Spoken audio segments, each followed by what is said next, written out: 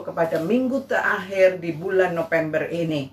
Karena itu, di masa-masa pandemik, dari bulan Maret sampai sekarang, kurang lebih 8 bulan, saudara, banyak sekali kita atau orang-orang yang mengalami kehidupan yang tertekan atau menghidupi persoalan-persoalan. Mungkin persoalan itu terjadi karena apa? Karena di PHK, atau mungkin perusahaan itu bangkrut karena pandemik ini, atau menghadapi sakit penyakit, dan juga ada orang-orang yang terkena COVID. Semua merasakan ketekanan-tekanan, bahkan jiwanya tertekan karena persoalan ini.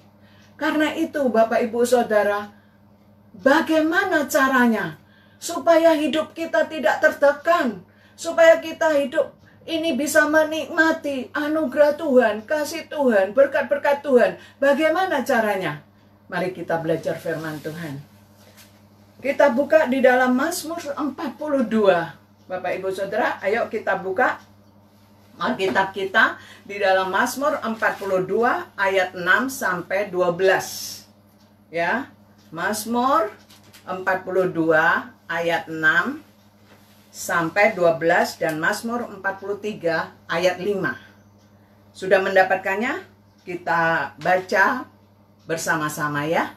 Saya membacakannya dan Bapak Ibu Saudara di rumah masing-masing juga membacanya. Demikian firman Tuhan.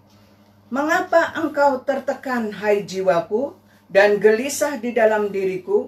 Berharaplah kepada Allah, sebab aku akan bersyukur lagi kepadanya, penolongku dan Allahku. Jiwaku tertekan dalam diriku, sebab itu aku teringat kepadamu dari tanah sungai Yordan dan pegunungan Hermon, dari gunung Misar, Samudra Raya, berpanggil-panggilan dengan deru air terjunmu, segala gelora dan gelombangmu bergurung melingkupi aku. Tuhan memerintahkan kasih setianya pada siang hari, dan pada malam hari aku menyanyikan nyanyian, suatu doa kepada Allah kehidupanku. Aku berkata kepada Allah gunung batuku, mengapa engkau melupakan aku? Mengapa aku harus hidup berkabung di bawah impitan musuh? Seperti tikaman maut ke dalam tulangku, lawanku mencela aku sambil berkata kepadaku sepanjang hari, di mana Allahmu? Mengapa engkau tertekan, hai jiwaku? Dan mengapa engkau gelisah di dalam diriku? Berharaplah kepada Allah, sebab aku bersyukur lagi kepadanya, pertolonganku dan Allahku. Pasal 43 ayat 5. Diulang lagi, demikian firman Tuhan. Mengapa engkau tertekan, hai jiwaku? Dan mengapa engkau gelisah di dalam diriku? Berharaplah kepada Allah, sebab aku bersyukur lagi kepadanya, penolongku dan Allahku. Berbahagialah Bapak Ibu Saudara yang mendengarkan firman Tuhan saat ini, bahkan yang melakukannya dalam kehidupan sehari-hari. Firman Tuhan ini mengajarkan kepada kita, tema yang saya berikan kepada hari ini, bebas dari tekanan. Bagaimana kita supaya bisa bebas dari tekanan, dari persoalan-persoalan hidup itu? Yaitu yang pertama, di sini dikatakan di dalam ayat 6, mengapa engkau tertekan, hai jiwaku? Jiwa, roh kita itu sangat penting. Karena apa? Orang kalau tertekan jiwanya sudah tidak bisa berpikir apa-apa. Dia bingung, bahkan ketakutan. Ada orang yang jiwanya tertekan, dia bersembunyi di bawah kolong. Ada orang datang mengetuk pintu rumahnya, bahkan dia ketakutan tidak mau membuka pintu. Itu tertekan jiwanya, saudara. Bahkan banyak hal-hal lainnya lagi. Nah, ini bagaimana supaya bisa bebas? Bahkan dikatakan di sini di dalam ayat 6, dan gelisah di dalam diriku. Lalu bagaimana yang supaya bisa bebas? Yang pertama Bapak Ibu Saudara, yang kita bisa belajar supaya kita bisa bebas di dalam tekanan, yaitu Tuhan katakan di sini, berharaplah kepada Allah, sebab aku akan bersyukur lagi kepadanya, penolongku dan Allahku. Inilah pelajaran pertama Bapak Ibu Saudara. Bagaimana supaya kita bebas dari tekanan itu? Yaitu kita harus berharap kepada Allah. Allah itu apa? Penolongku dan Allahku. Nah, Allah kita yang kita sembah itu bukan Allah-Allah biasa. Tetapi Allah yang kita sembah itu Allah yang menciptakan langit dan bumi. Allah itu juga yang kita sebut yang kita sembah di dalam Yesus Kristus. Menciptakan langit bumi. Tuhan Yesus berkata, aku ada sebelum dunia ada. Jadi Tuhan Yesus itu kekal sifatnya. Karena itu dia hidup, saudara. Nah, kalau kita menghadapi persoalan-persoalan, siapa penolong kita? Di dalam firman Tuhan ini dikatakan, penolongku, Allahku. Tuhan Yesus sendiri yang dari surga sana turun ke dunia, saudara. Untuk siapa? Untuk kita manusia yang berdosa, untuk menyelamatkan kita, bahkan menebus dosa-dosa kita, sehingga Tuhan Yesus rela mati di kayu salib, menyerahkan dirinya untuk kita, supaya kita bisa masuk ke dalam surga. Tuhan Yesus itulah yang memberi jalan keselamatan itu. Di dalam firman Tuhan dikatakan, di dalam Yohanes 14 ayat 6 dikatakan apa? Kata Yesus kepadanya, akulah jalan, kebenaran, dan hidup. Tidak ada seorang pun sampai kepada Bapa kalau tidak melalui aku. Ini Tuhan Yesus katakan. Demikian juga di dalam perjanjian lama, nabi-nabi, termasuk pamannya Musa.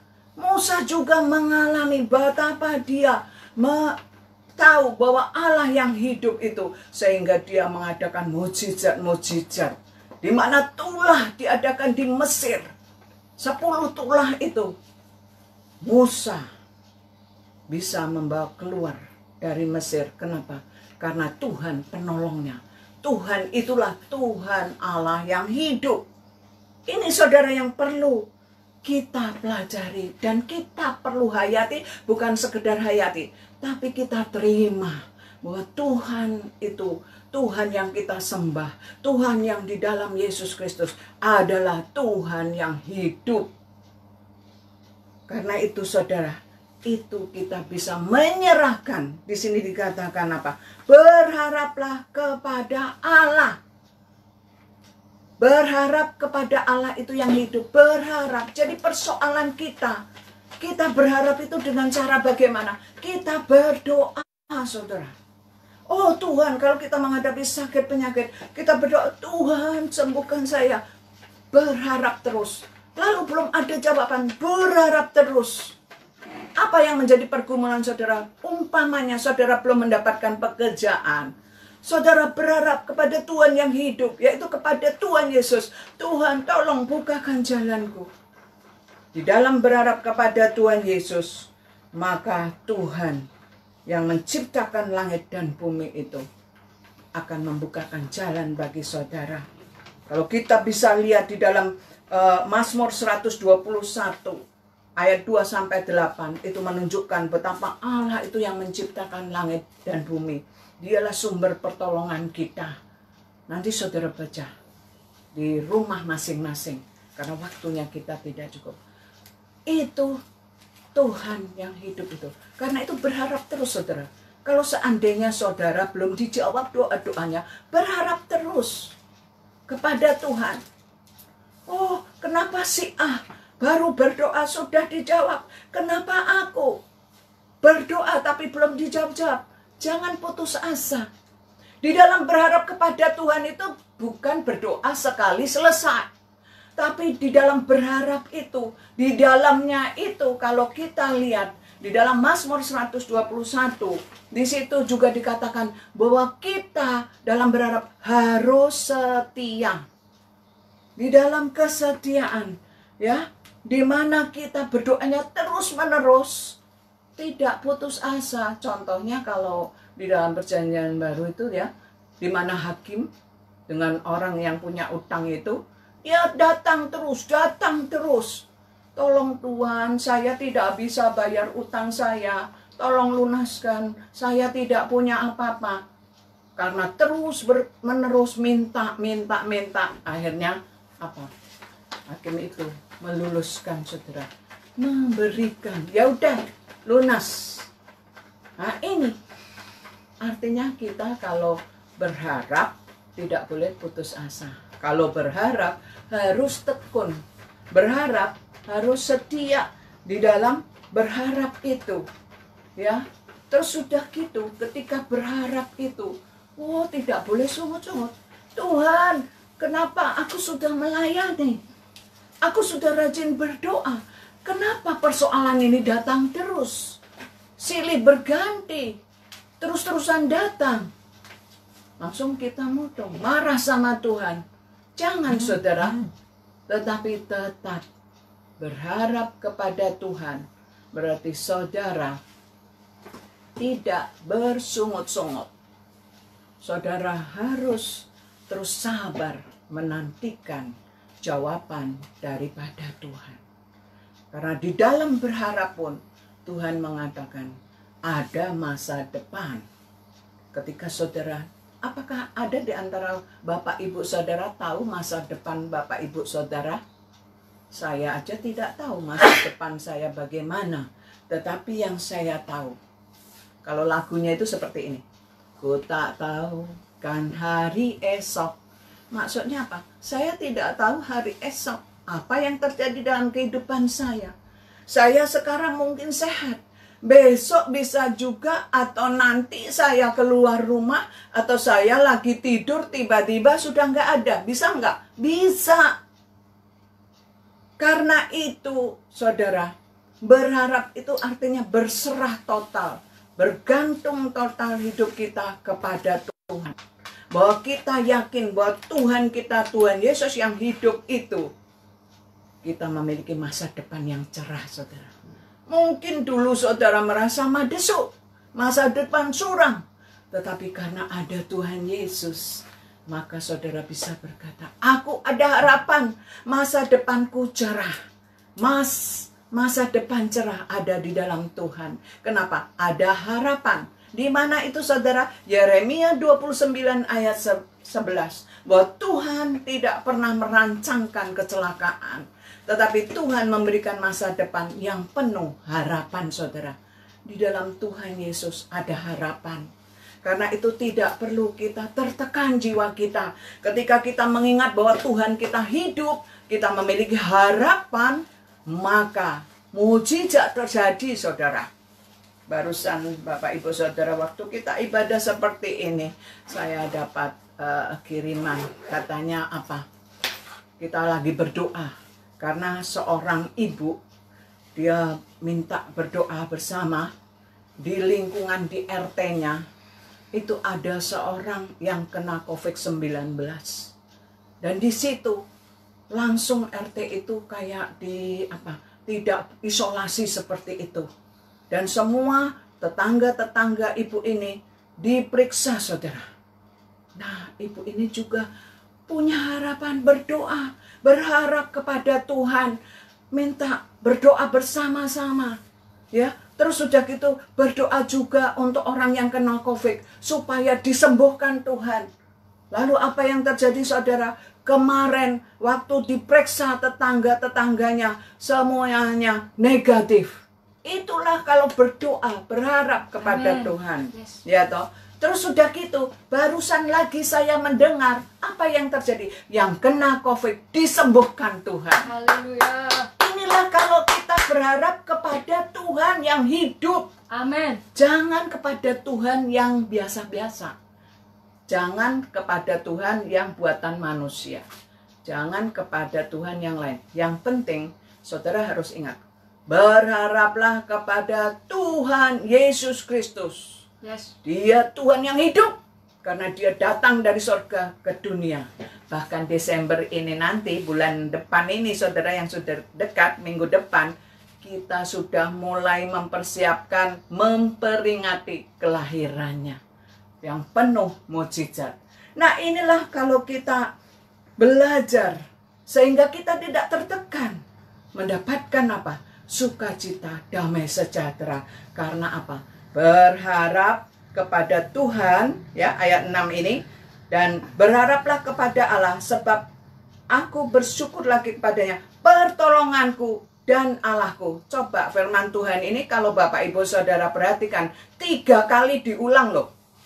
Di dalam ayat 6, lalu yang kedua ayat 12, lalu yang ketiga pasal 43 ayat 5. Ini membuktikan bahwa itu sangat penting, saudara. Itu sangat melegakan kita, sangat menghibur kita. Dikatakan di sini, coba perhatikan di situ, mengapa engkau tertekan, hai jiwaku, dan gelisah di dalam diriku? Berharaplah kepada Allah. Di situ ada tanda seru. Berarti penting, saudara. Sebab aku akan bersyukur lagi kepadanya, penolongku dan Allahku. Tanda seru lagi itu, saudara. Penolongku dan Allahku. Ini artinya penting. Lalu ayat 12 juga dikatakan gitu.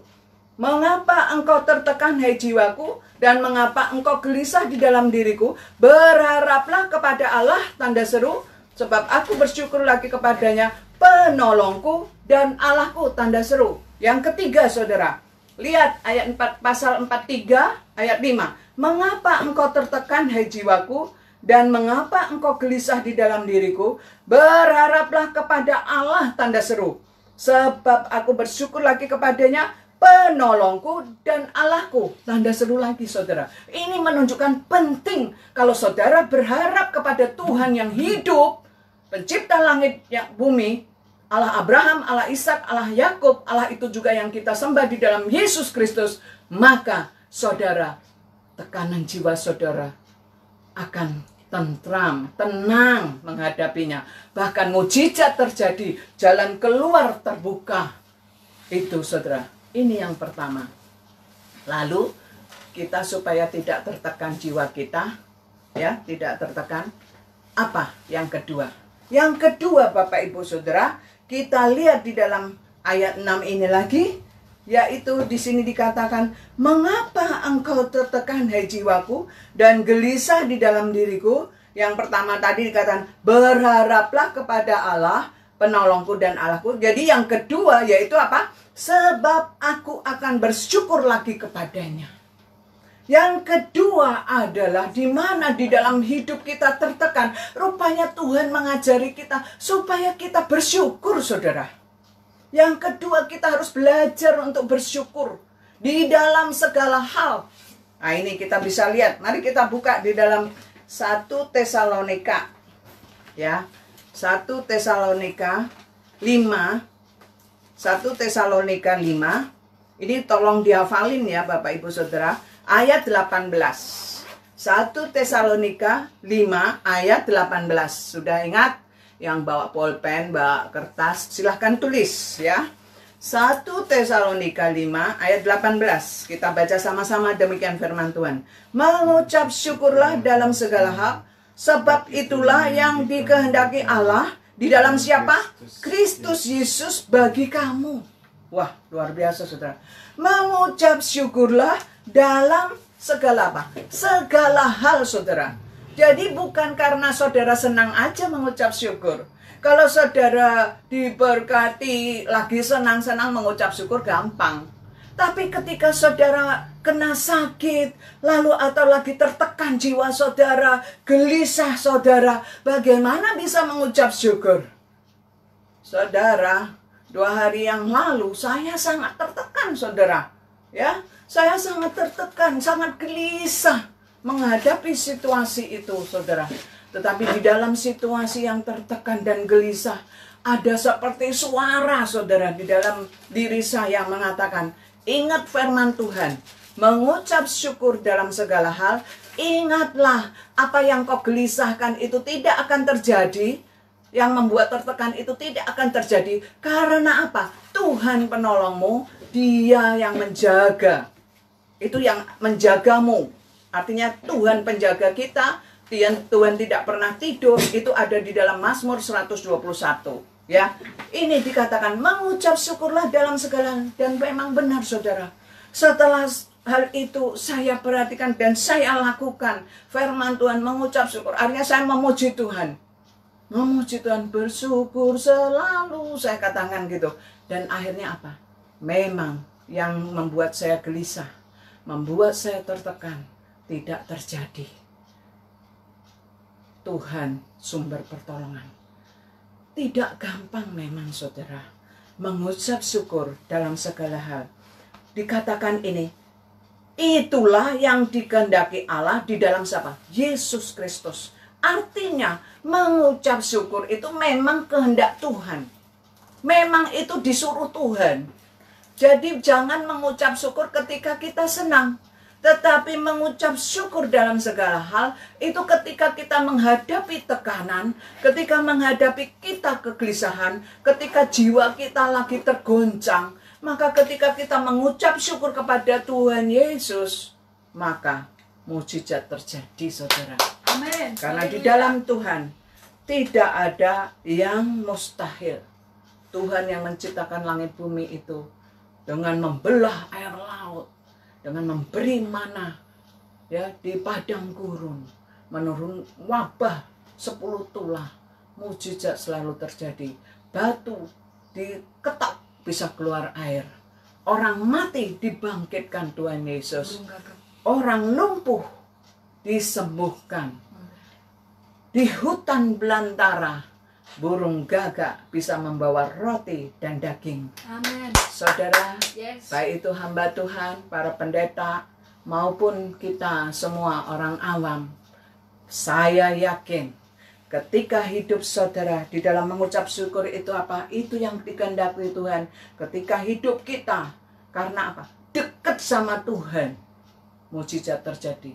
Banyak kesaksian saudara, bahwa di dalam pandemik COVID-19 banyak mujizat Tuhan terjadi. Karena apa? Tuhan Yesus setia. Kita pun setia kepada Tuhan. Kita bisa mengucap syukur dalam segala hal. Itu yang dikehendaki Tuhan sehingga mujizat demi mujizat bisa terjadi. Amen. Di dalam COVID-19 ada usaha-usaha yang dipikirnya susah tapi bisa maju. Kenapa? Karena orang yang dekat sama Tuhan bisa mengucap syukur. Mengucap syukur dalam segala hal. Ini pun dikatakan 3 kali. Itu berarti penting saudara. Karena itu di dalam akhir November ini kita masukin bulan Desember dan akan mengakhirinya. Ingatlah ketika kita dekat sama Tuhan, ketika kita rajin beribadah kepada Tuhan seperti ini, ketika kita rajin berdoa, ketika kita bisa mengucap syukur, maka damai sejahtera Tuhan ada dalam kehidupan kita. Bukan hanya ketenangan jiwa, bukan hanya damai sejahtera, tetapi mujizat-mujizat Tuhan terjadi. Karena apa? Tidak ada yang mustahil di dalam Tuhan. Nah, inilah firman Tuhan, Bapak Ibu Saudara, yang bisa saya sampaikan. Bapak Ibu Saudara bisa ingat itu, ya, mengucap syukur. Hai jiwaku, Raja Daud berkata, aku mengucap syukur.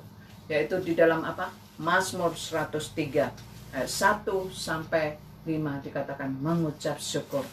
Hai jiwaku, pujilah Tuhan, hai jiwaku. Karena itu, mari kita jalani hidup ini menyongsong Desember. Terpujilah nama Tuhan.